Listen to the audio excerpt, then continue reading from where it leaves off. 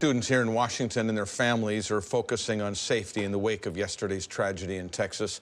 Tonight, State Superintendent Chris Reykdal is explaining what he believes are the best next steps for districts to help parents feel more comfortable sending their kids to school.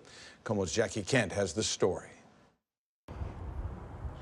I feel that should never happen. The pain from Tuesday's mass shooting in Uvalde, Texas, can be felt across Western Washington schools. Which sucks, and it's sad that has to happen in this country. Like all parents, you just hug your kids. I try to talk to them openly about it. State Superintendent Chris Reykdal says the tragedy that took the lives of 19 elementary students and 2 adults is a reminder to review our state's school safety policies and protocols. It is still exceedingly rare, but we are trained now to respond in an event like this. He says districts statewide already have strong practices in place, like school resource officers and partnerships with local law enforcement and more. We've got threat assessment, so we have teams that intervene when we think a student is in crisis and may be harmful to themselves or others. Districts review their emergency procedures every year, but Reykdal says events like yesterday's shooting could lead some districts to double down on those evaluations. How do you respond?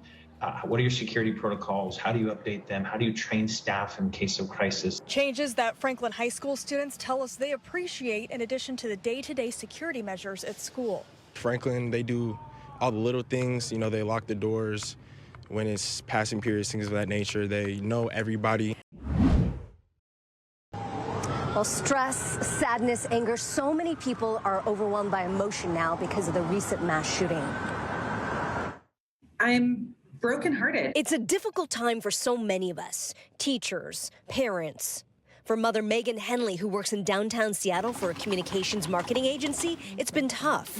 I sobbed yesterday at the news. I sobbed today as my 11-year-old turned the corner to get on his bus, and I waved at him and turned around and cried and thought about all the families yesterday who probably didn't realize they were saying goodbye to their kids as they got on the bus. So Henley is finding the right way to broach the difficult subject with her son. I have immense trust in his teachers.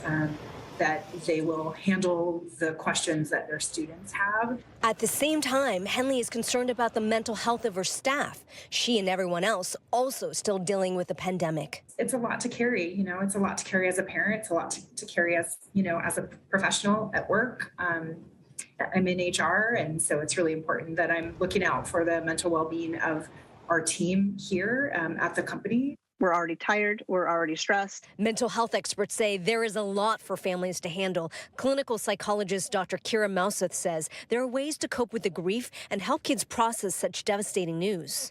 Number 1, keep a routine. Do what you can to provide a sense of routine and stability. So that's things like dinner time at the same time, bedtime at a predictable time. Number 2, talk to kids in a way that's appropriate. Talk to them about what's going on. Number 3, focus on what you can do. Take care of yourself. Take care of your own needs by getting the rest that you need and reaching out and showing compassion. And as an HR professional, Megan Henley says it's so important today to let staff know that if they need to, take the time to support themselves, to support someone else, maybe reach out and check in on a teacher or a neighbor, perhaps send a note of encouragement to teachers or school administrators. Live in Seattle, Suzanne Fawn, KOMO News. Thank you, Suzanne. Tonight, we're asking parents on Twitter, do you feel like enough is being done to secure your child's school? So far, just 11% say yes, enough is being done. 89% say no. You can still weigh in as well. Just head to the KOMO News Twitter page at KOMO News. Tens of thousands of dollars taken from ATMs throughout Western Washington, and that's left behind tens of thousands of dollars in repairs for local store owners like this guy. But today, the 2 men accused of some of these crimes appearing in court. While store owners wait for supplies to repair their businesses, the wheels of justice now in motion for 2 men charged with stealing, then ramming trucks into businesses to steal cash from ATMs inside. Police arrested 33-year-old Branden Cerna and 31-year-old Stanley Lee after analyzing evidence from a handful of smash-and-grab burglaries and stolen vehicles in Seattle, Burien, Covington, Auburn, Kent, and unincorporated King County. They're charged in connection with 4 cash machine burglaries, netting them about $90,000. Investigators connected the 2 to those crimes using timing data, call detail records and pinged GPS records on their cell phones from T-Mobile. Court documents say those records show Cerna and Lee worked in concert to commit the crimes, often turning off their cell phones before and after the burglaries in an apparent effort to conceal their locations.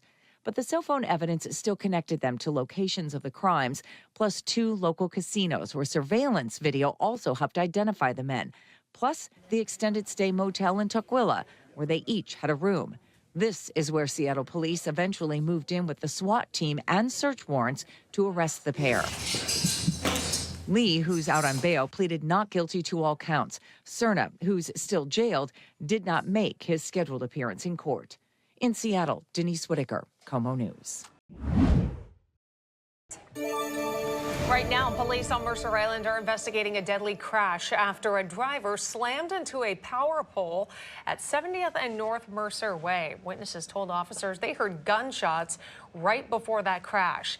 It happened a little after 7 o'clock last night. Police say 2 people were in the back of a truck at the time. 1 person is dead. The other person was taken to Harborview Medical Center, and their condition's not known right now. Police did find a gun inside the car. A few dozen power customers lost their lights. Those lights are now back on. Hi, everyone. I'm Preston Phillips from KOMO News. Thanks for checking out the KOMO YouTube channel. You can see more of our videos right here by clicking on the video links for more news from the Seattle area and Western Washington. Oh, and don't forget to click the subscribe button below so you don't miss our YouTube updates.